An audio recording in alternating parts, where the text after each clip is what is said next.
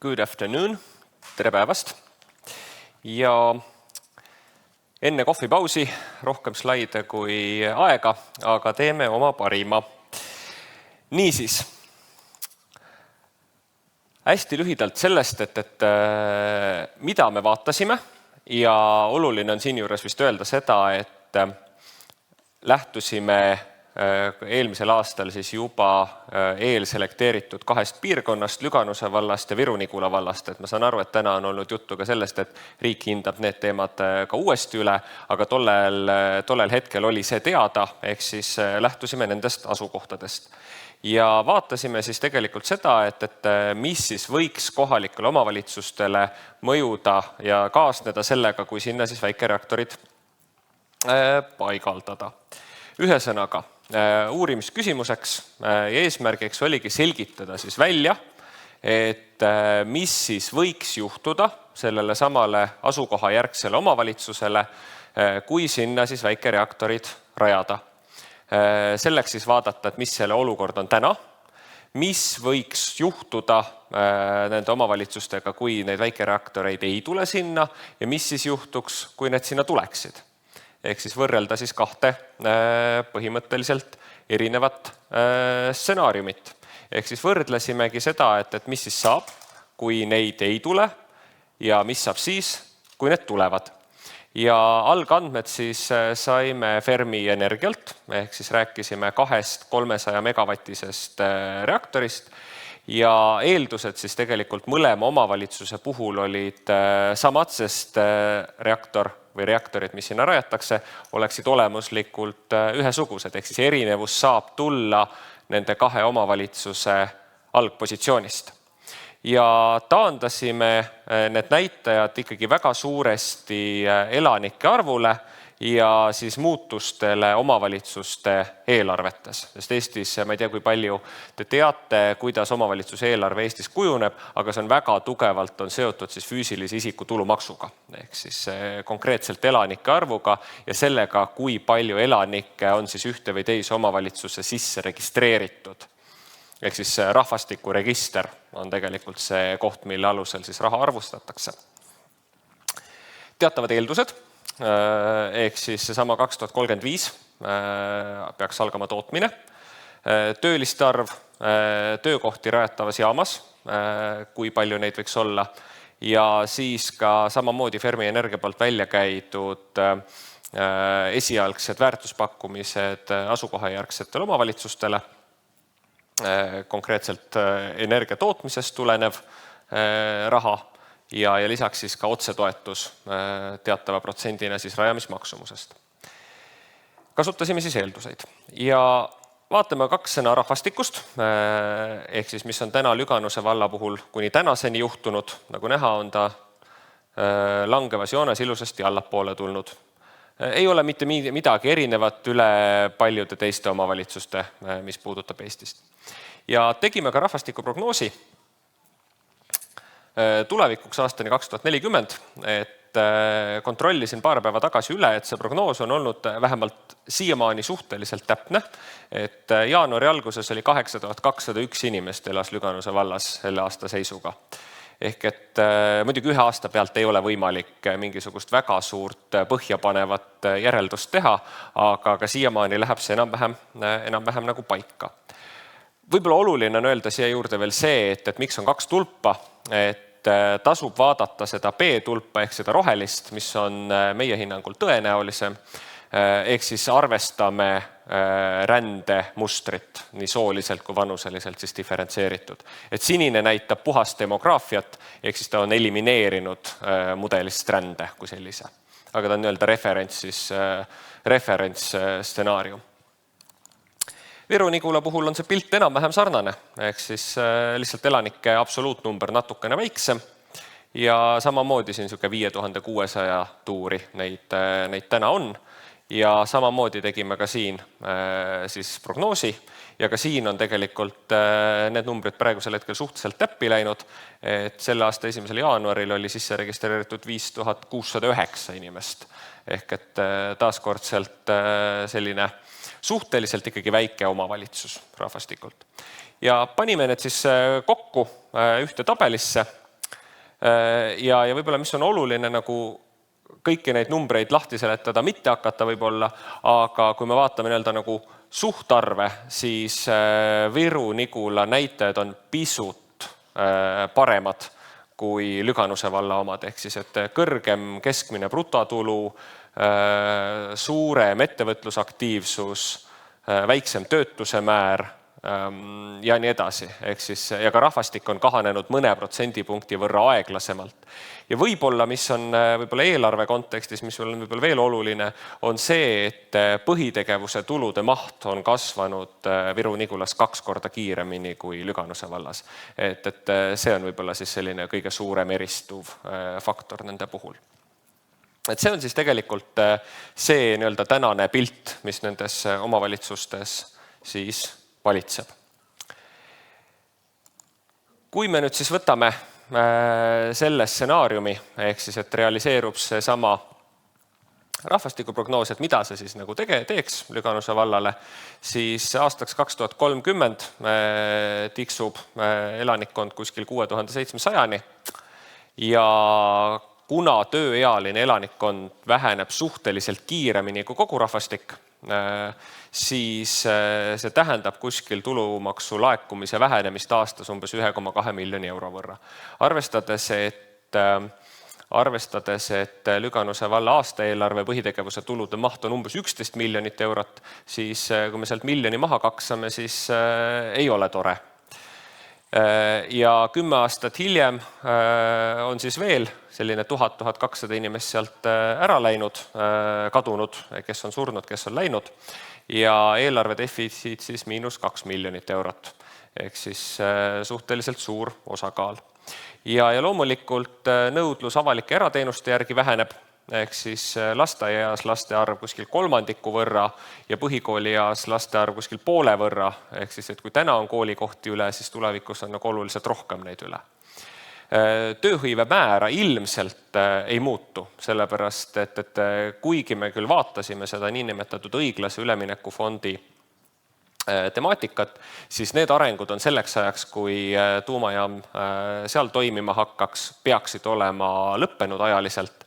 Ja liiatigi küll õiglase ülemineku mõte on luua võimalikult palju töökohti sellesse piirkonda, siis tegelikult ainuüksi ilma tuumajaamata tegelikult võib tekkida probleem nende töökohtade täitmisega, sest elanikkond lihtsalt väheneb ja vananeb. See on suurem demograafiline probleem. Keskmine töötasu Lüganuse vallas kindlasti kasvab, aga Eesti keskmisele jääb tõenäoliselt alla, sellepärast, et kui vaadata viimaste aastate nagu näitajaid, siis on see lõhe Eesti keskmise ja Lüganuse valla vahel pigem on kasvanud. Ja kogu võimekus omavalitsusel siis jääb tegelikult ikkagi suhteliselt väikseks, sest lihtsalt põhitegevuse tulud vähenevad. Ja Viru-Nigula vallal tegelikult suhteliselt sarnane pilt, kuna elanikkond on väiksem ja kahanemine on natukene väiksem, siis ka absoluutnumbrites siis põhitegevuse tulude mahu vähenemine on ka natukene tagasihoidlikum, aga numbrid suhteliselt sarnased. Et oluline siin on öelda, et Viru-Nigula valda seesama õiglase üleminekufond üldse ei puuduta, sest see jääb teise maakonda. Ja võib-olla on oluline vaadata seda, et võib-olla keskmine töötasu pigem jääb Eesti keskmisega siinkohal samale tasemele, sest tänased numbrid näitavad siis lähenemist Eesti keskmisele viimaste aastate jooksul, et siit saab teha siis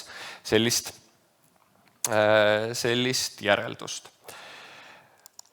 Üks keeruline tabel, võimalik, et mida siis nagu laias laastus siin nagu vaadata, on see aasta 2036 ja sealt edasi, kus kogu jaam, reaktorid peaksid olema siis fully operational ja laias laastus, mis see siis võiks kaasa tuua. Kõigepealt lisanduvaid püsielanikke oleme arvestanud kuni 520, ehk siis kui jaamas kokku 200 töölist maksimaalselt, siis me statistiliselt arvestasime leibkonna suuruseks 2,6 inimest. Ehk siis, et me arvestasime siin ka nende inimeste kaaslaseid. Oluline võib-olla juures siin ka öelda seda, et me räägime siin maksimaalsest võimalikust mõjust, sest see tegelikkuses võib jääda väiksemaks, Aga kui palju väiksemaks, seda ei ole alust meil öelda, ehk siis me saamegi rääkida võimalikest piiridest. Mis veel oluline? Omavalitsuse tulud kokku maksimaalselt aastas võiksid siis olla 2,63 miljonit eurot. Ehk siis sealhulgas siis füüsilise isiku tulumaks, lisaks maamaks ja siis see talumistasu omavalitsusele, mida makstakse siis megavatt-tunni pealt. Maamaks võib olla teataval määral väär, sellepärast, et Eestis maa korralist hindamist pole ammu tehtud ja tegelikult need hinnad on kooskõlla viimata, aga meil ka ühtegi head referentsi tollel hetkel ei olnud. Võtsime aluseks äritootmismaa müügitehingud, mis kunagi on selles piirkonnas tegelikult tehtud, et interpoleerisime lihtsalt. Ja samamoodi tõime välja sellise tulu riigieelarvele, jällegi maksimaalse võimaliku ja võib-olla, mis regiooni puudutab võib-olla kõige rohkem, on see sama tarbitud teenused ja kaubad, mida siis kogu see seltskond seal koha peal kulutab, et tegime eelduse, et sellega kaasnevad teataval määral kaudsed töökohad ja ühesõnaga nende 520 inimese liitumine nendesse omavalitsustesse ühte või teise siis võiks kaasa tuua kuskil 60 ligi kaudseid töökohti täiendavalt sinna piirkonda. Aga see on puhtalt nagu käibearvutus. Ja kui nüüd vaadata konkreetselt vallapilti, siis interpoleerisime natukene siis põhitegevuse tulusid ilma reaktoriteta ja panime sinna juurde siis väikereaktori maksimaalse mõju ehk siis lisanduva tulu, siis põhimõtteliselt võiks see reaktor siis kompenseerida seda kadu, mis muidu seda omavalitsust laias laastus ootaks ja samamoodi seesama 520 elanikku laias laastus on 10% Lüganuse valla elanikkonnast tollel aastal 2024. Ehk siis peaaegu, et veerand omavalitsuse eelarvest ja 10% elanikkonnast võiks siis tegelikult olla see mõju. Ja Viru-Nigula puhul on need numbrid enam-vähem sarnased, suhtarvuna veidi suuremad, sellepärast, et lihtsalt algselt on numbrid natukene Viru-Nigula puhul väiksemad, ehk siis natukene vähem elanikke ja natukene väiksem eelarve.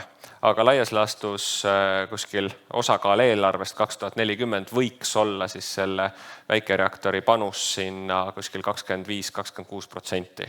Ehk siis kompenseerides taaskordselt seda, mis muidu sealt piirkonnast ära kaoks. Kokkuvõttes, need mõlemad vallad on tegelikult suhteliselt sarnased. Tõsi, Viru-Nigulas on natukene vähem elanikke ja natukene paremad näitajad, aga nad on ikkagi suhteliselt kiirelt kahaneva rahvastikuga ja ka suhteliselt suure tööstussektori osakaaluga. Et mujal Eestis on teenindussektori osakaal on suhteliselt suur. Ja tegelikult absoluutne mõju rahvastikule ja eelarvetulule tegelikult mõlemas omavalitsuses on laias laastus sama. Ja mis on oluline öelda, et nad tegelikult toovad olulisel määral kõrge kvalifikatsiooni ja palgaga elanikke tegelikult juurde. Et kui põlevkivisektoris keskmine palk on 1700 eurot viimase Praxise uuringu järgi, siis keskmistades see väikereaktori palk võiks olla 3300 keskmine kõikide tippspetsialistide ja väiksema kvalifikatsiooniga spetsialistide peale. Suhteliselt märkimisväärselt kõrgem. Ja see otsapidi kompenseerib natukene siis sellist elanikkonna kahanemist. Ehk et see kahanemine toimub niikuinii, sest demograafiline olukord on selline ja sündide arv lihtsalt väheneb, midagi ei ole teha. Aga see lisanduv pool võiks siis tegelikult seda mõnevõrra kompenseerida.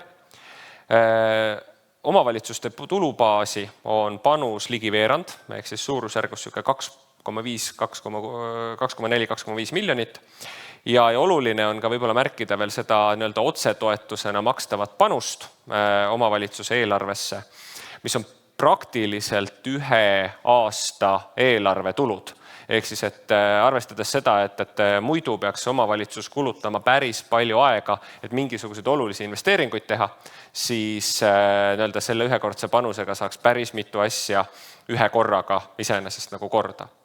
Aga selles mõttes, et siin ei ole võimalik täna öelda seda, et ta sinna või teise omavalitsusse sobib paremini, et tegelikult on kaalumise kohal, tõenäoliselt tulevad mängu kõiksugused muud faktorid. Aga mida ta siis omavalitsusele konkreetselt nendele kahele võiks kaasa tuua, siis need on sellised. Aitäh, mahtusin ka aega.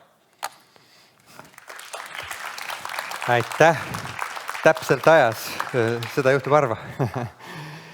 Nii, meil on vähemalt üks küsimus, isegi kaks vist vaatame. Kas jaama ehitamine võiks kaasa tuua ka midagi negatiivset või teie analüüs ei leidnud selles osas midagi? Selles mõttes, et me nii laialt seda skoopi ei võtnud ette, et on loomulikult on iga asja puhul on plusse ja miinuseid, aga me selliselt seda nagu ei analüüsinud, et nii palju, kui me ka vestlesime seal kohalike omavalitsuste esindajatega, siis ikkagi peamised hirmud tulevad sellistest natukene nagu emotsionaalsetest aspektidest, mida on, ütleme siis, rahas ja elanikes on nagu esialgu keeruline kuidagi kvantifitseerida. Aitäh. Nii, siin on järgmine küsimus. Natukene segane, vaatame, kas me sellest saame aru. Püüame. Kuidas KOV elanikke ja raha juurde saab? VKG ja EE Eesti Energia näitel elavad ju enamus kõrgepalgalisi siiski Tallinnas ja Harjumaal. See on rohkem kui 1 000 000 euro küsimus, et kuidas elanikke juurde saada. Kuigi tegelikult on päris mitmeid analüüse, mis, kui me nüüd räägime konkreetselt Ida-Virumaasteks, siis kõige klassikalisem lähenemine on see, et me loome kõrgepalgalisi töökohti, inimesed ei taha pendeldada, nad kolivad piirkonda, inimesed, kes kolivad piirkonda, tahavad saada normaalseid eluasemeid, kui nad seal elavad, sünnivad, neil lapsed tahavad nad saada normaalseid avalikke teenuseid. Ehk siis tegelikult klassikaliselt, kui me vaatame aastakümneid tagasi, kuidas Eesti asustus on tegelikult kuhugi tekkinud, siis on tekkinud töökohad ja sinna on liikunud inimesed järgi. Et see on tegelikult klassika. Aitäh, Jaan! Aplaus!